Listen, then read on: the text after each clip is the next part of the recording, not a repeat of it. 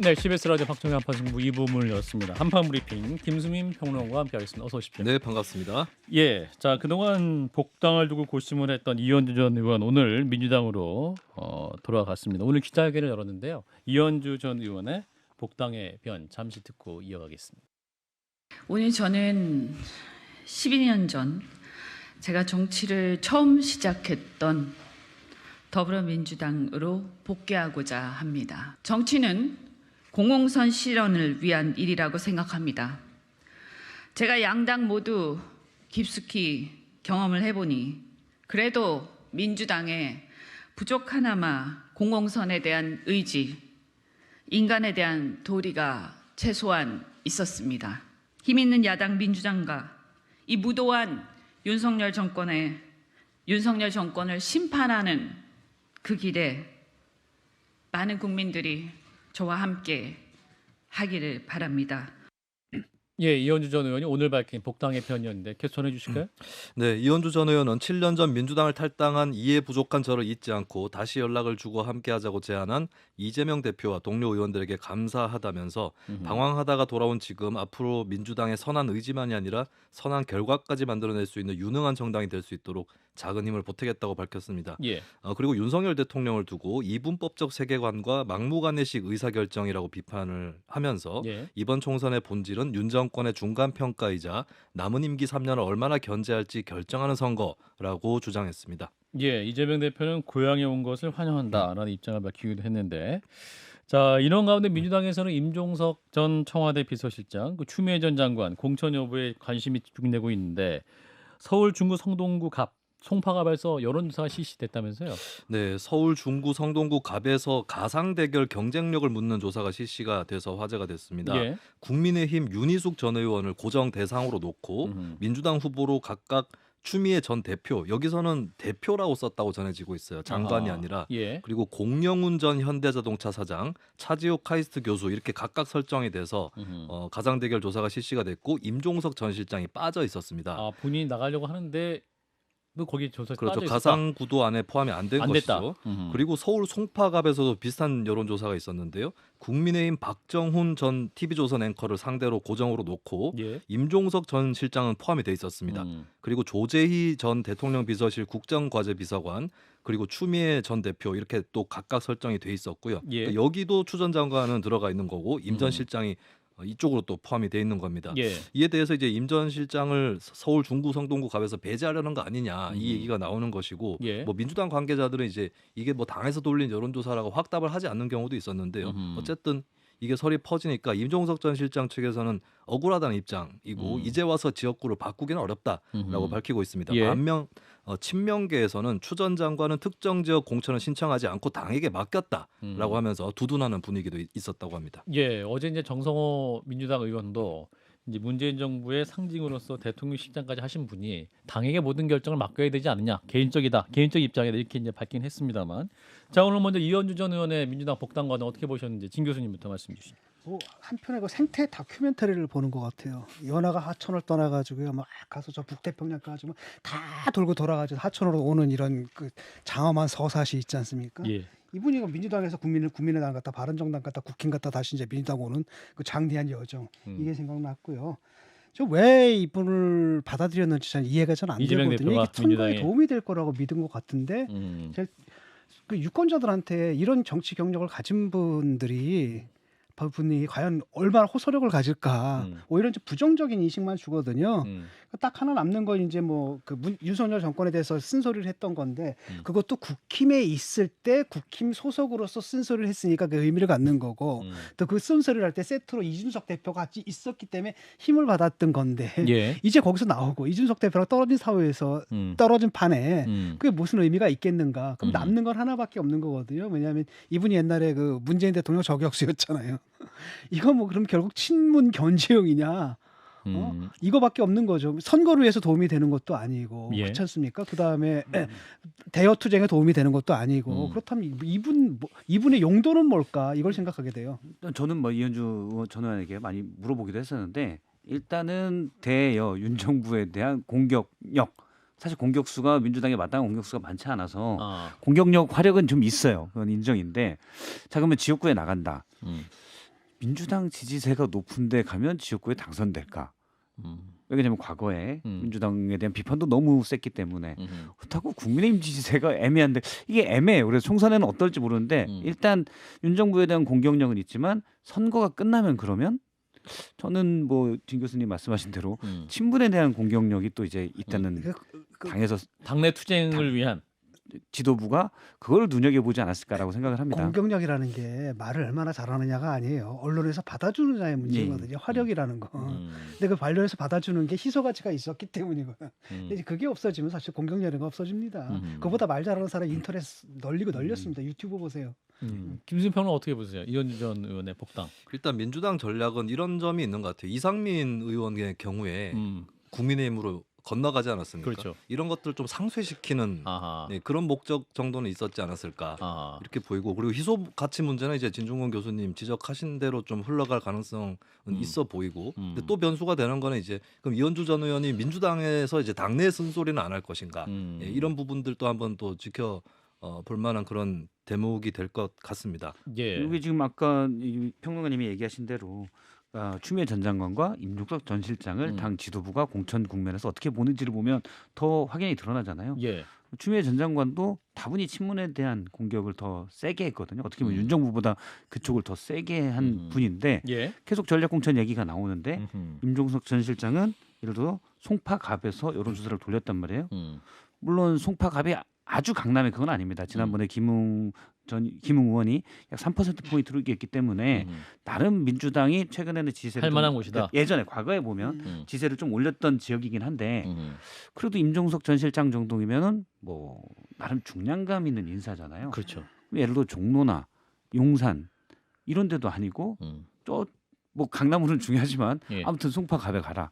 이렇게 되면 이제 유권자들이 바라보기에는 경쟁자 견제구나 이렇게밖에 볼 수가 없어요. 그리고 그 송파갑에 어울리는 후보일까를 생각을 해야 돼요. 그렇죠. 김종석이 전혀 안 어울리거든요. 다른 데는 몰라도 그러니까 가서 죽으라는 얘기밖에 안 되는 거고 본인도 그거 아니까 이제 반박하는 거겠죠. 그렇군요.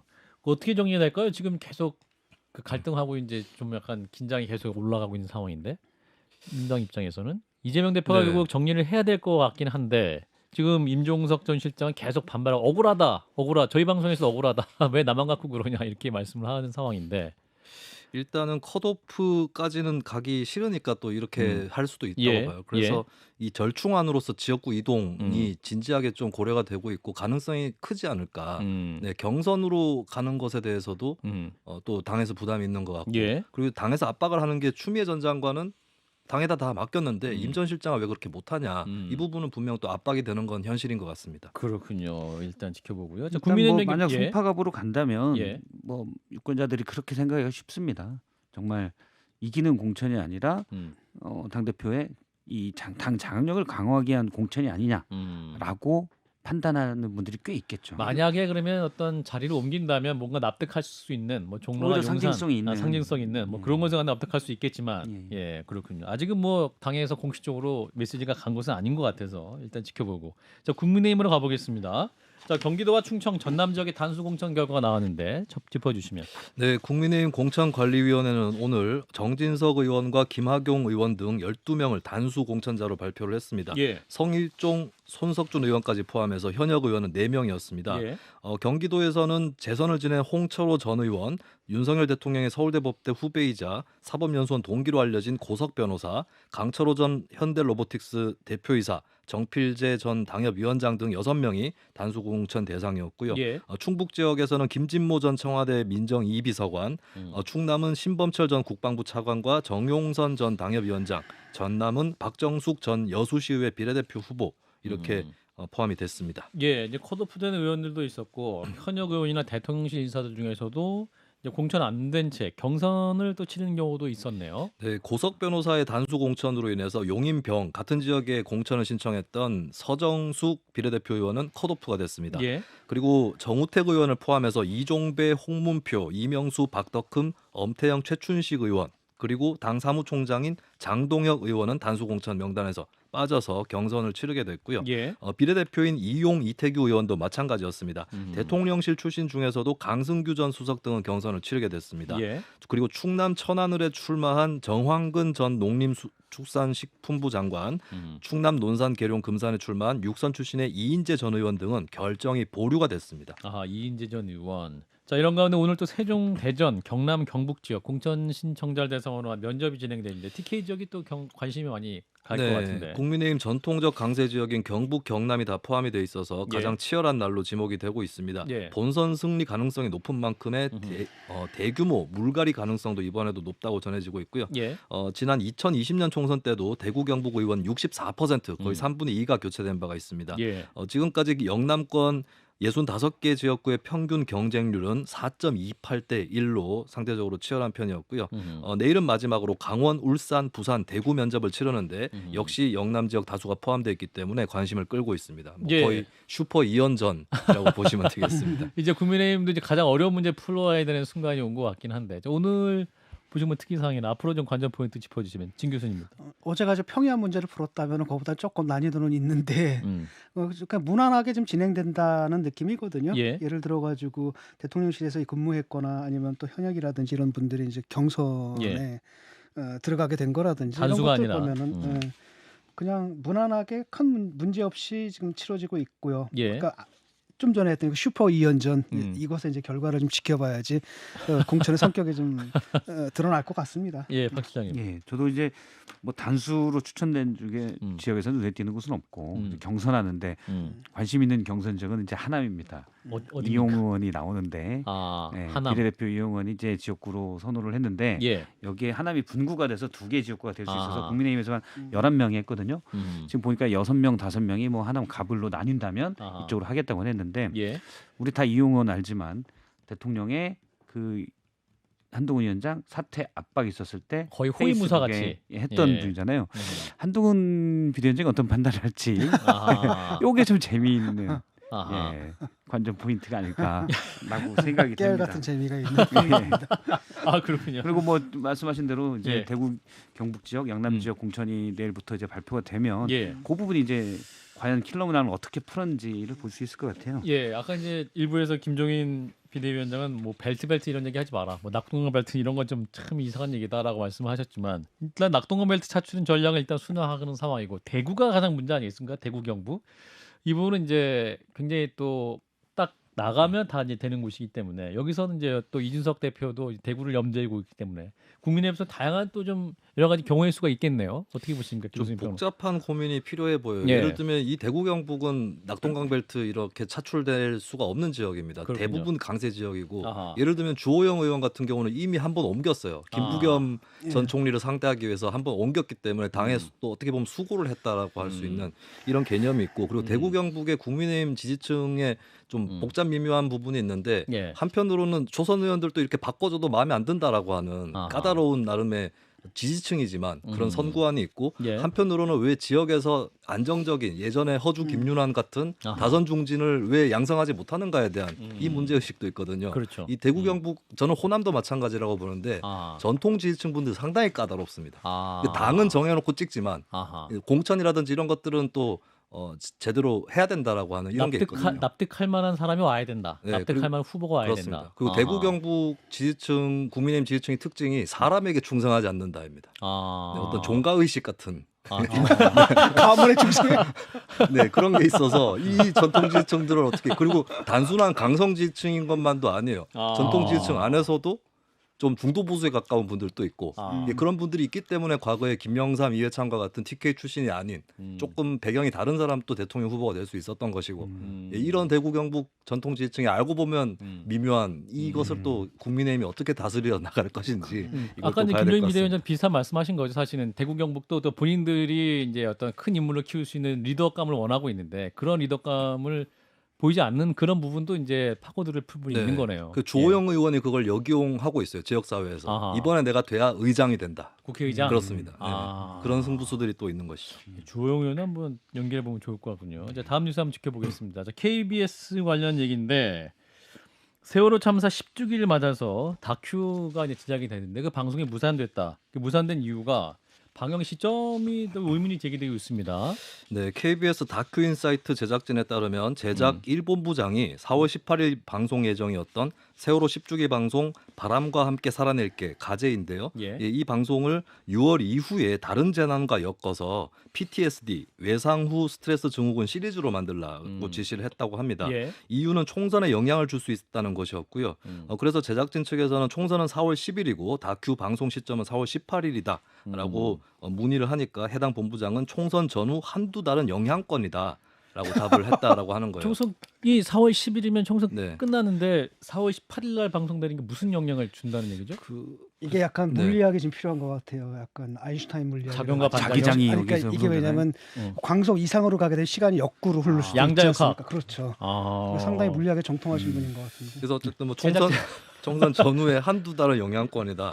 전후라고 표현을 했다고 하고 예. 일단 제작진은 이를 두고 이제 이와 같은 소식을 2달여 동안 함께 시간을 보냈던 세월호 생존자와 현장에서 도와주시는 많은 분들에게 설명해야 한다라고 하면서 고뇌를 토로했습니다. 예. 그리고 KBS 측에서도 민감한 아이템이 총선 일자를 중심으로 방송되는 것은 선거에 영향을 미칠 수 있다라고 하면서 실제로 이런 이유로 방송이 무산되는 것이 맞다는 그런 취지로 언론에 재확인을 시켜줬습니다.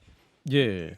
사실 이 내용 자체가 무슨 의혹을 제기하거나 뭐 이런 내용이 아니라 10주기를 바탕으로 해서 뭐 우리 과제 앞으로 남은 과제 무엇인가 뭐 이런 내용일 수 있을 것 같은데. 지금 나라 수준이 진짜 떨어지는 예. 거거든요. 정말 이런 예. 사람들을 그런 자리에 앉혀가지고 이런 일을 치르는 겁니까? 한심한 거거든요. 지금 이게 이분들이 사고 방식이 정상적입니까? 방송 4월 18일인데 전후에서 공간이야 전후가 있겠지만 시간 전후인데 시간을 거슬러가지고 어떻게 역으로 영향을 끼치는가? 그러니까 이 사람들이 갖고 있는 정권에 대한 충성심이 얼마나 극단적인지 비정상적인지를 보여주잖아요. 이런 사람들을 거기다 앉혀놔가지고 공영방송을 좌지우지하게 한다는 게 있을 수가 있는 일이라는 거죠. 아니, 사람을 쓰더라도 좀 정상적인 사고를 하는 사람들을 써야 되고 무슨 조치를 취한다 하더라도 상식적인 선에서 납득이 되는 얘기를 해야죠. 이런 걸 들으면 좀 화가 나거든요. 이런 진짜. 일들이 너무 지금 잦다는 게 문제입니다. 예, 그런가요? 너무 잦고요. 저는 사실은 이건 무대포라고 생각을 하고 그냥 무대포일 것 같긴 한데 굳이 전략이 너무 무대포라면 우리가 어떤 고등교육 받은 사람으로서 좀 그러니까 혹시 전략이 있나 이런 의심도 들어요. 예. 뭐 사실은 제일 무서운 게 북한 미사일 같은 거잖아요. 음. 어디로 튈지 모르니까. 예. 중이들 무섭잖아요. 중학생들은 어떻게 할지 모르니까 고등학생보다 더 무섭거든요. 그런 것처럼 너무 무대포로 하니까 언론에 대한 이렇게 하는 부분들 예를 들어서 KBS도 마찬가지고요. 너무 무대포로 하니까 우리가 정말 위험한 사람들이구나 조심해 라는 일종의 위축 효과가 실제로 생기고 있어요. 이를테면 어떻게 생기고 있습니까? 예를 들어서 마찬가지로 방송 우리 다 하지만 예. 방심이가 워낙 무대포로 하니까 이것도 혹시 걸리는 거 아니야? 이런 것들이 사실 제작진들 뭐 저를 포함해서 저는 뭐 직원은 아니지만 어쨌든 실제 각 방송사를 돌아다니면 그런 공포들이 실제로 작용을 해요. 예, 우리 박성태 실장님이 프리랜서로서 그쪽에 개인 의견으로 그쪽에 인물들이 없는 거예요. 근데 도와준 저는 인물이라고 하는 분들이 예. 대개 다 이런 수준이거든요. 지금. 이거는 이제 1960년대나 통할 그러니까요. 수법들이 지금 하고 있는데 저는 한동훈 위원장에 묻고 싶어요. 운동권 세력 청산, 특권 세력 청산이라고 하는데 자 지금 중요한 기관에 있는 분들이 이런 생각을 가진 분이 있다. 예를 들어서 얼마 전에 김치환 공무원 인재개발원장 연구원장도 마찬가지고요. 예. 어느 정도 기본 우리가 상식적인 얘기가 안 되는 부분들이 있거든요. 그러면 정부에서 그런 부분들을 거기에 대해서는 비대위원장은 아무런 얘기를 하지 않느냐. 그렇죠. 그런 걸 바로 사실 잡는 저는 게 그런 걸 바로 잡는 게 국정을 도와주는 거거든요. 사실은. 근데 거기에 대해서는 질문해도 답을 하지 않고 그러니까. 정청래 의원이나 등록권 세력 잡자 이게 맞느냐는 생각이 들어요. 예. 자 일단 KBS 관련 소식 짚어봤고요. 자 다음은 감사원 얘기입니다. 대통령이 지금 감사원 임명과 감사원 후임 사무총장 임명을 제가 했는데 그 감사위원회 임명된 분이 좀 저희 방송에서 많이 언급됐던 분이네요. 그렇습니다. 윤 대통령은 내일 퇴임하는 임찬우 감사위원회 후임으로 유병호 감사원 사무총장의 임명안을 제가 했습니다. 예. 그리고 그 후임 사무총장에는 최달령 제1사무차장이 임명이 됐습니다. 예. 최재 감사원장이 이 임명안을 윤 대통령에게 제청을 했고 윤 대통령이 이것을 재가를 하는 과정을 통해서 이 임명 절차가 완료가 됐는데요. 예. 유병호 감사위원은 1994년 행정고시 제38회 출신이고 예. 국방감사국장, 사무총장 등 주요 보직을 두루 거쳤습니다. 아하. 문재인 정부 시절에 월성원전 감사로 유명해졌었고 예. 윤석열 정부 출범 이후에는 서해공무원 피살 사건, 주요 국가 통계 실태 등의 감사를 지휘했습니다. 최달령 신임 사무총장은 1991년 제35회 행정고시 출신이고요. 1997년에 감사원으로 전입을 해서 예. 제1사무차장, 기획조정실장 등의 주요 보직을 거쳤고 특히 적극 행정 면책 제도, 사전 컨설팅 제도, 고위험 중점 분야 제도 이런 새로운 제도의 도입을 주도한 것으로 알려져 있습니다. 예, 저희 한판 승부 한판 내부자들에서 사실은 이 감사 문제를 지적하면서 작년 10월 10일 날 지적한 바가 있는데 당시 방송 내용을 잠깐 다시 보도록 하겠습니다. 자, 한번 두고 근데 보시죠. 저 예, 유병호 사무총장이 감사위원으로 야, 가는지. 정면 충돌인가요? 후임은 최달용 1차장이 아니, 타이거 저는- 출신 타이거예요. 타이거인데 마무리해야 돼요. 유병호 아니, 사무총장 이거 다 후임은 투표 최달용 아니고. 1차장이 할 거예요. 아마. 만 원씩 예. 걸어 여기.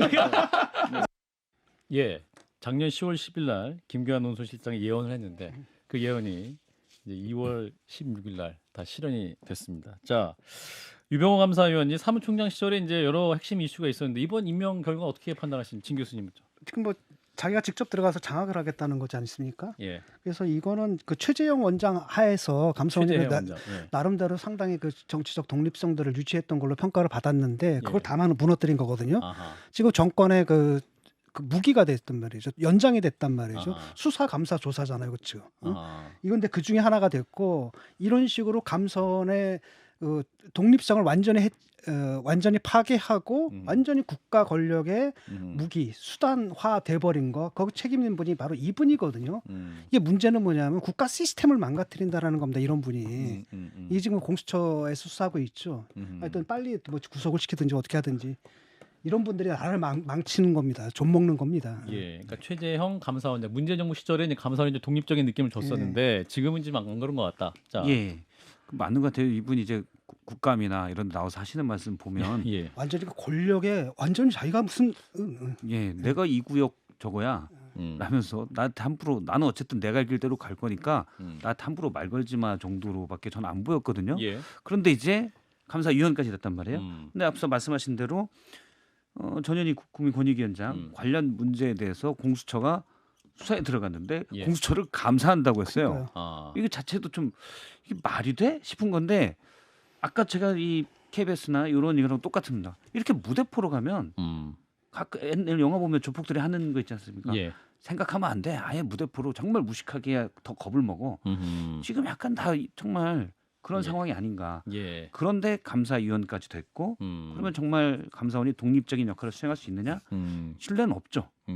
사실 이 신뢰를 없다고 비유적으로 느끼는 게 사람들이 느끼는 게 더 공포스러운 예, 겁니다. 비유적 표현으로 저 말씀해 주셨네요. 감사를 제대로 해야지 국정이 이제 투명해지는 거잖아요. 네. 국가의 모든 일들이. 예. 근데 이걸 갖다 권력기관화 해버리잖아요. 이렇게 되면 다 썩어버리는 거거든요.